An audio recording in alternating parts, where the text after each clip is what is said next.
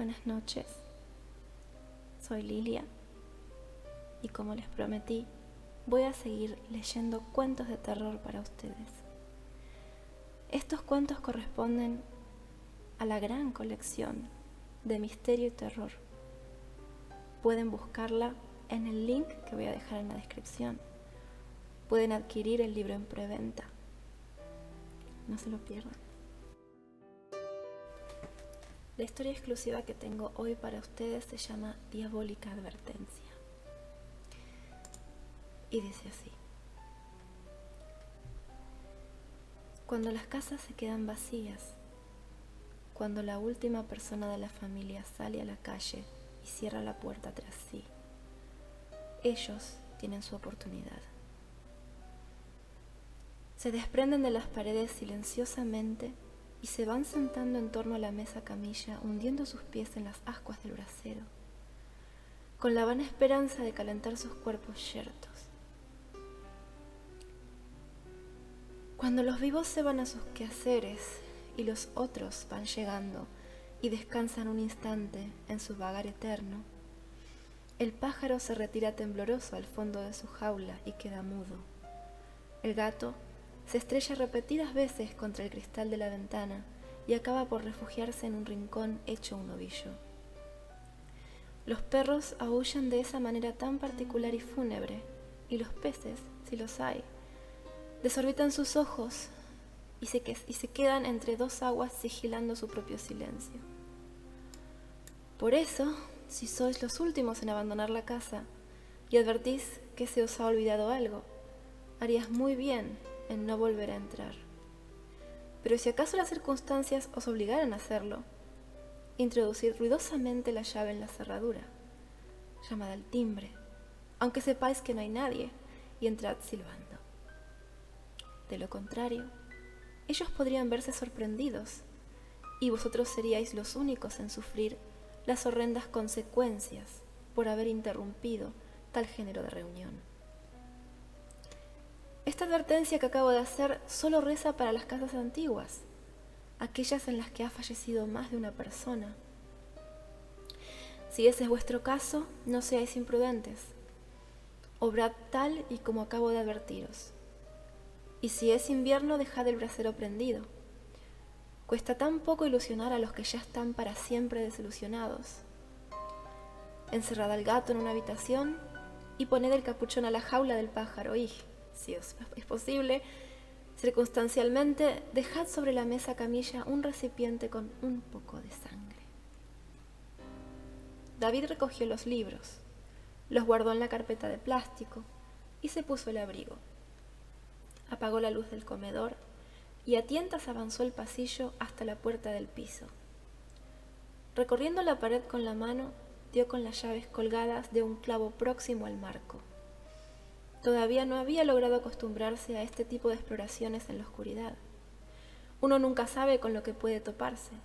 Una araña, un saltamontes perdido, o quizás otra mano que se aferra a la nuestra.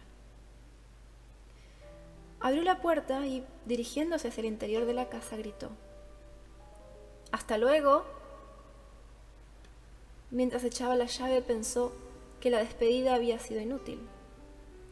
No quedaba nadie en el piso, pero había sentido la necesidad de decir adiós. Quizás a los muebles, seguramente al perro, se dijo.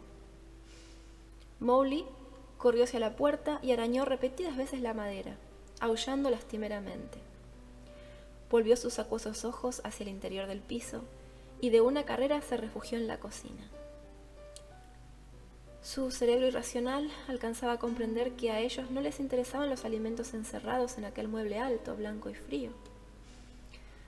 Había que esconderse en el lugar más gélido posible. La situación ideal era la covacha húmeda encima de la cual se encontraban las pilas del fregadero. Lo malo era que desde allí se veía parte del comedor y no había ni qué pensar en cerrar la puerta. Estaba bien sujeta con una cuña de madera en previsión de las corrientes.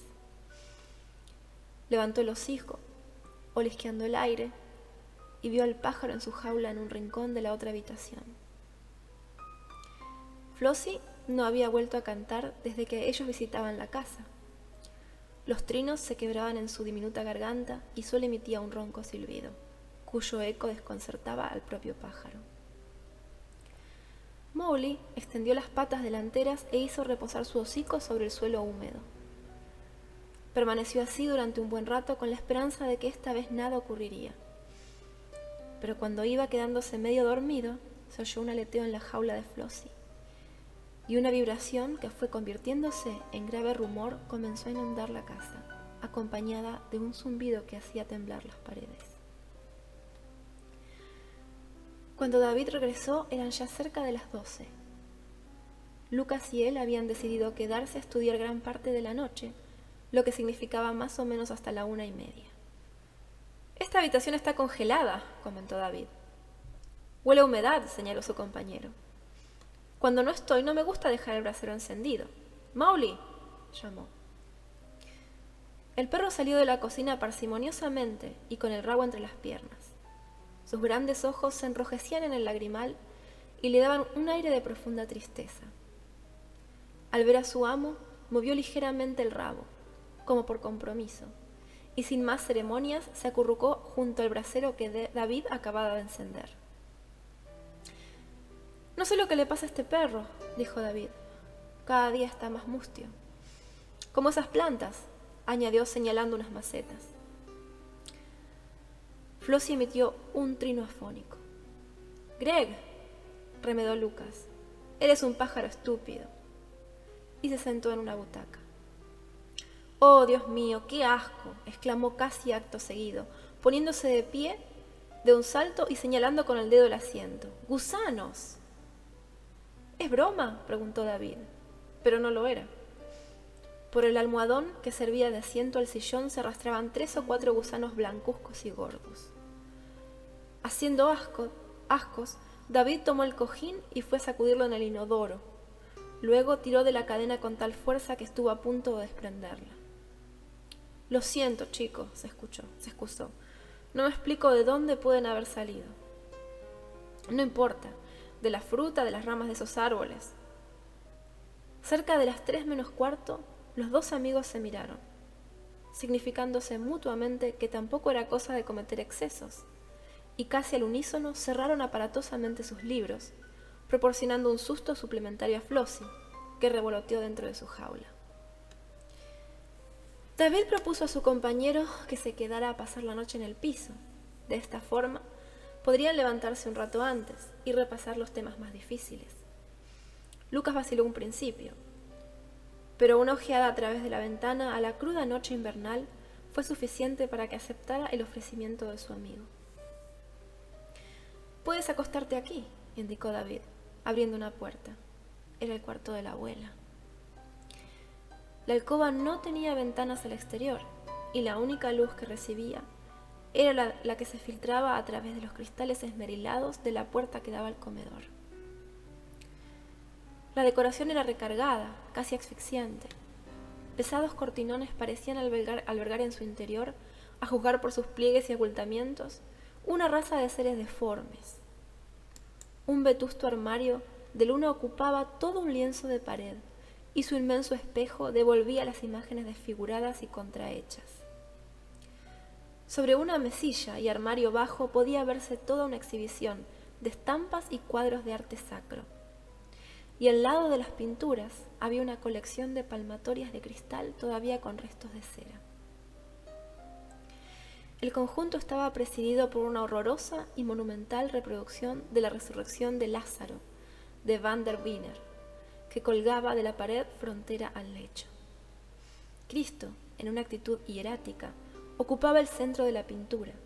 A su derecha, Marta y María, con el resto de los asistentes al prodigio, contemplaban con gesto de asombro el milagro narrado en el Nuevo Testamento.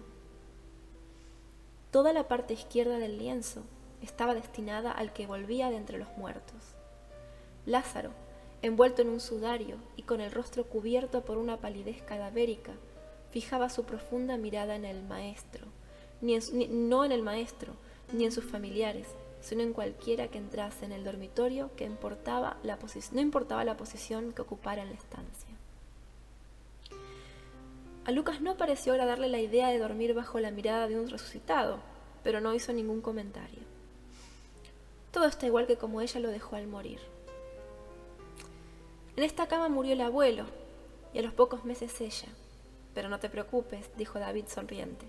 He cambiado las sábanas. Está bien, me muero de sueño, agregó Lucas, deseando caer rápidamente en el más profundo de los sopores. ¿Me llamarás? David aseguró que así lo haría, y abandonó la habitación cerrando la puerta tras él. Lucas comenzó a desnudarse de espaldas al cuadro, abrió la cama, cuyas sábanas aparecían inmaculadamente blancas, y se dispuso a entrar en el lecho. La mirada de Lázaro era ominosa.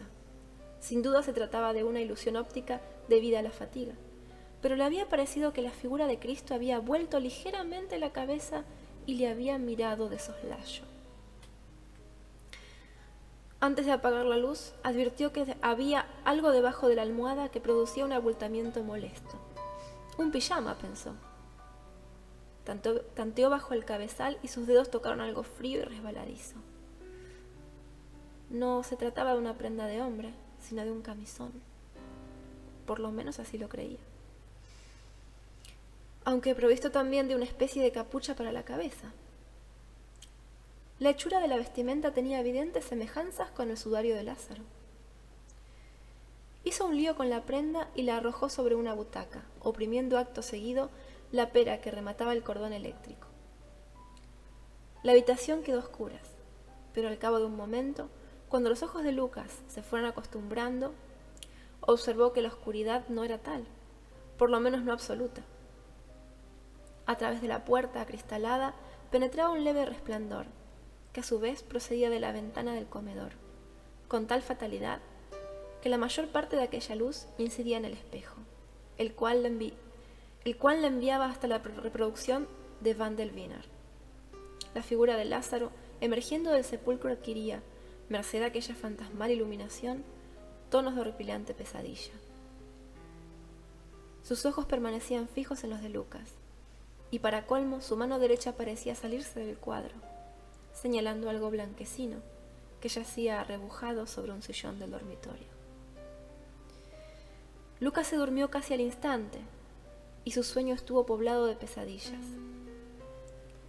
Vio cómo el sepulcro de Lázaro emergía toda una procesión de gentes con sus cuerpos horrendamente carcomidos por la putrefacción y los gusanos.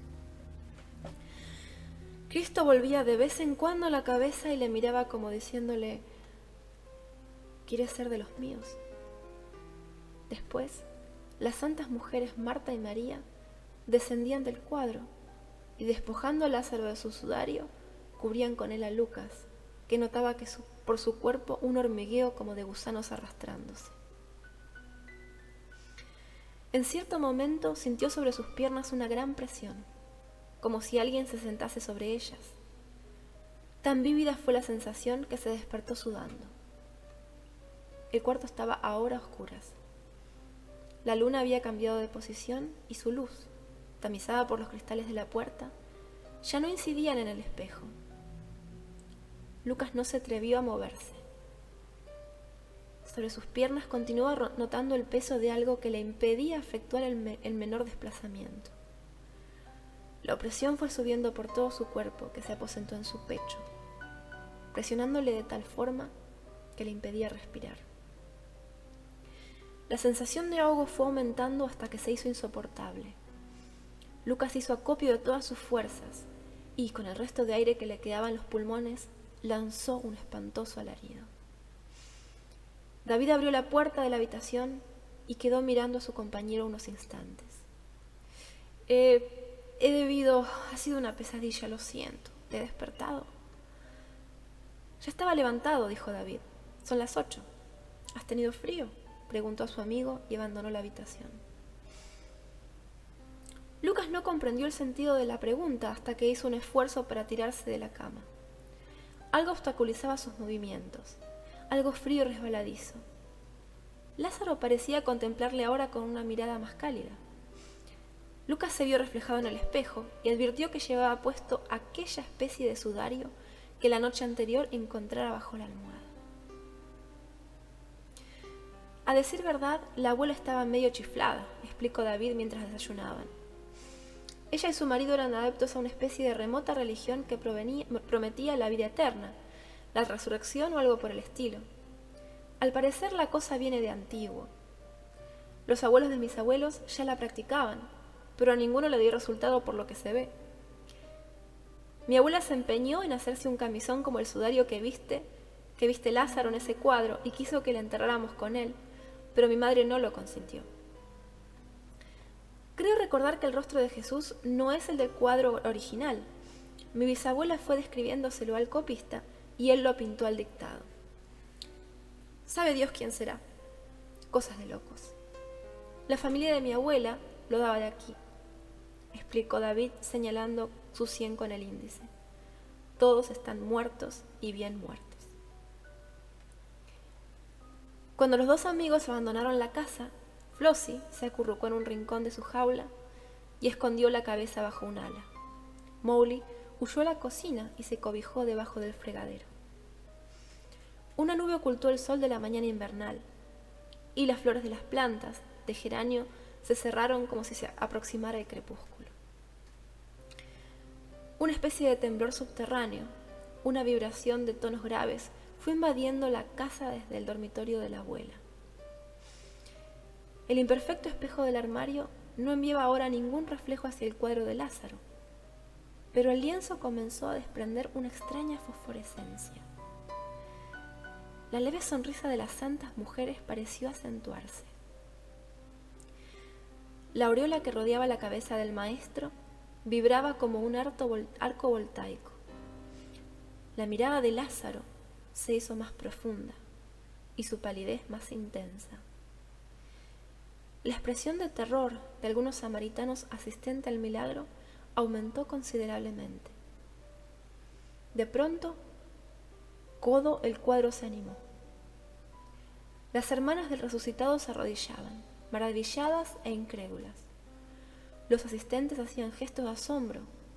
Cristo volvía la cabeza y miraba misteriosamente de soslayo. Lázaro, tambaleándose como un remoto Frankenstein, avanzó vacilante y dejó paso a la procesión que emergía del sepulcro. Todo un cortejo de cadáveres andantes, descarnados, putrefactos, aguzanados, comenzó a abandonar la sepultura y a caminar por la habitación. La abuela de la abuela, el hijo fallecido en la infancia, el nieto muerto en las trincheras y horrendamente mutilado. Aquella fantasmal procesión se encaminaba hacia el comedor. Cristo seguía volviendo la cabeza y mirando sonriente. Cuando el sepulcro dejó de vomitar cadáveres, todo volvió a inmovilizarse. En torno a la mesa camilla, silenciosos, horrendos, los familiares así resucitados constituyeron una espeluznante y muda tertulia, intentando acercar sus descarnados pies al brasero que no estaba encendido. Al salir del examen, David y Lucas intercambiaron impresiones. Ninguno de los dos se mostraba satisfecho, pero tratándose de un ejercicio parcial, el previsible suspenso no tenía caracteres de catástrofe definitiva. Al menos este fue el argumento que los dos esgrimieron para consolarse. Lucas, no obstante, se abstuvo de confesar a David que lo que sí podía haber descrito perfectamente, con pelos y señales, era el cuadro del dormitorio de su casa. ¿Cuántas veces había fijado sus ojos en el papel para intentar responder a una cuestión? Tantas otras le había aparecido la reproducción de Van der Wiener y los ojos de Lázaro se clavaban en los suyos.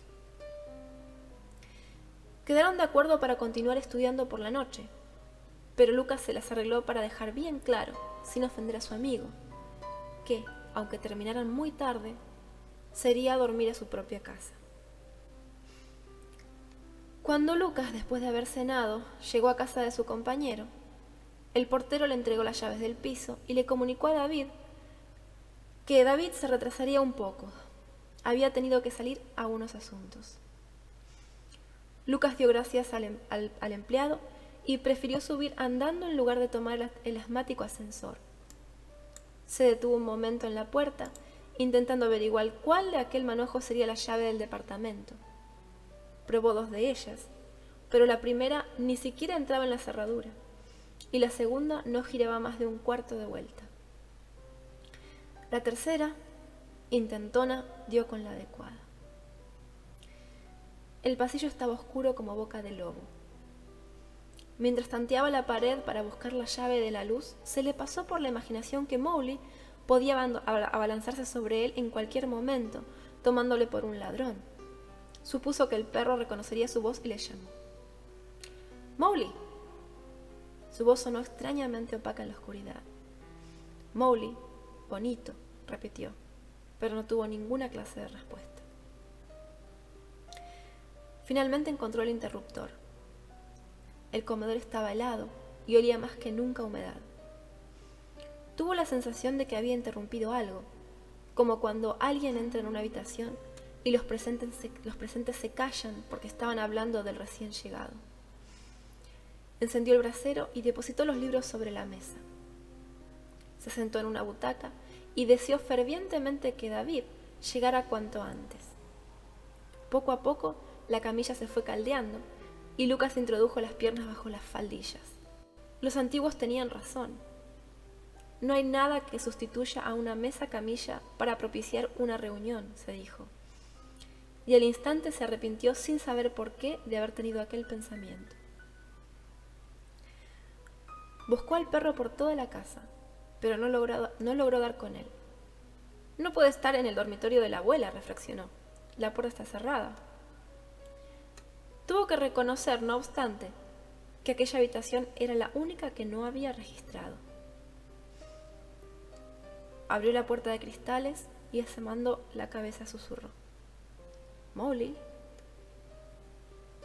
Algo brillaba en la oscuridad, pero para encender la luz era preciso atravesar la estancia hasta alcanzar la pera situada a la cabecera de la cama. Rígidamente, sin mirar a un lado ni a otro, se llegó hasta el interruptor y lo pulsó con crispación. Lo que brillaba a los pies del cuadro de la resurrección era la correa del paseo del perro. Visto desde la base del lienzo, Lázaro parecía casi humano y no cesaba de mirarle. Lucas recogió la cadena y abandonó la habitación. Se sentó junto a la camilla, jugueteando con los eslabones metálicos y esperó. De pronto, tuvo la sensación de que en la parte derecha del cuadro, junto a uno de los asistentes al prodigio, había visto dibujada la figura de un perro, cosa en la que antes no había reparado. Estuvo tentado de levantarse para comprobarlo, pero un cierto recelo le mantuvo al amor del brasero. Calculó que se había quedado adormilado durante media hora. Un ruido que en principio le pareció procedente de la cerradura de la entrada le despertó. Pero no era todavía David.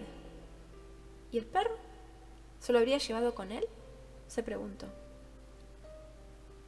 No era probable a aquellas horas, y además, sin la cadena. Durante su corto sueño, había creído oír un aullido lejano. Un aullido tristísimo y fúnebre, como los lamentos que emiten los perros cuando presienten que alguien va a morir durante la noche. Cerca de las 12 se oyó el ruido de la llave girando dentro de la cerradura y entró David. Las luces del comedor estaban encendidas y sobre la mesa había 3 libros. «Lucas», llamó, pero no obtuvo respuesta. «Mowgli». Quizás Lucas se habría cansado de esperar y hubiera sacado al perro a dar un paseo por el barrio, pensó. Lanzó una maldición cuando notó que el brasero estaba encendido, aunque no lo desenchufó. Siempre estaba remiendo un incendio, desde que leyó algo en un periódico sobre las personas que se ausentan dejando la calefacción individual encendida. Entró en el cuarto de la abuela, pero también estaba vacío.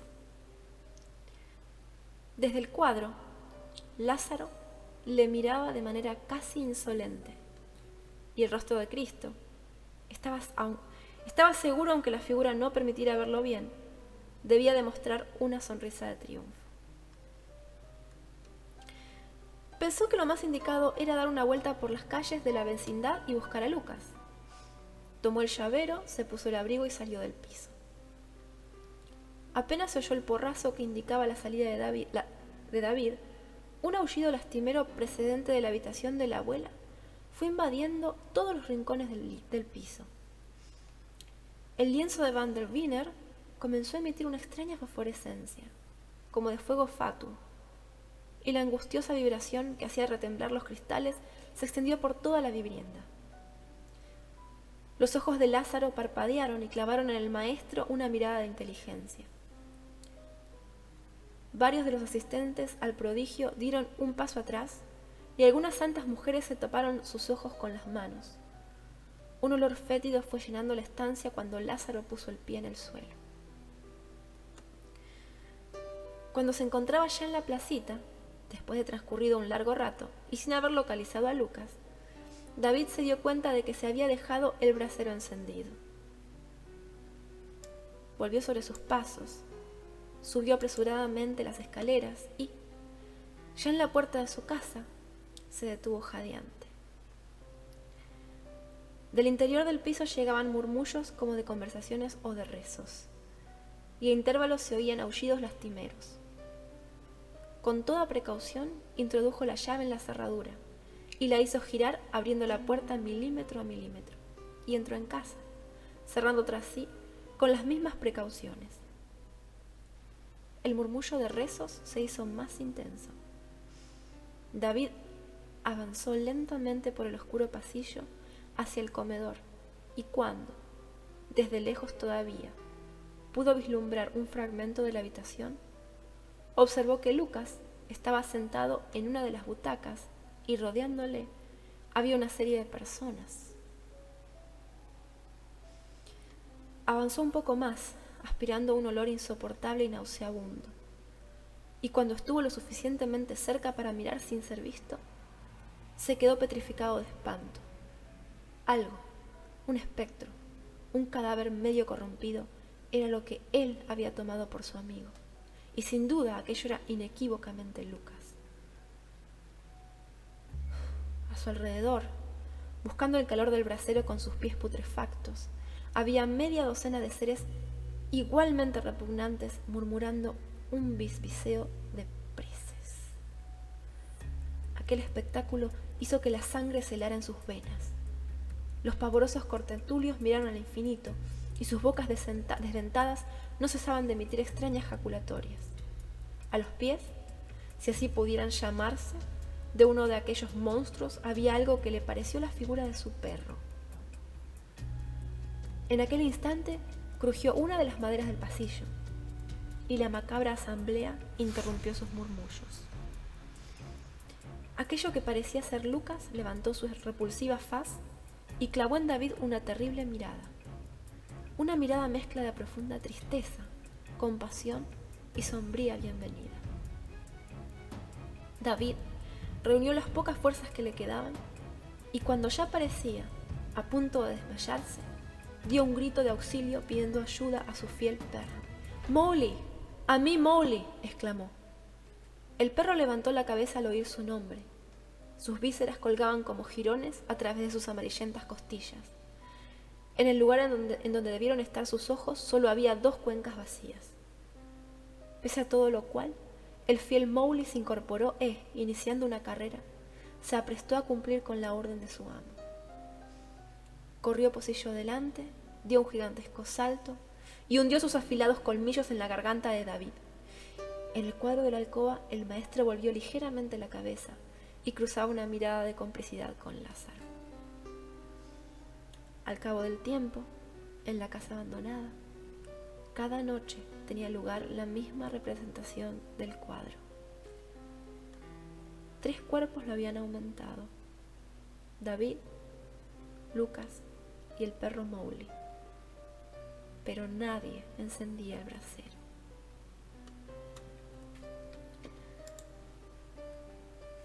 Un cuento especial para estas Pascuas. ¿Qué les parece? Los espero el viernes para otra historia de terror de la colección de misterio y terror. Un beso. Buenas noches.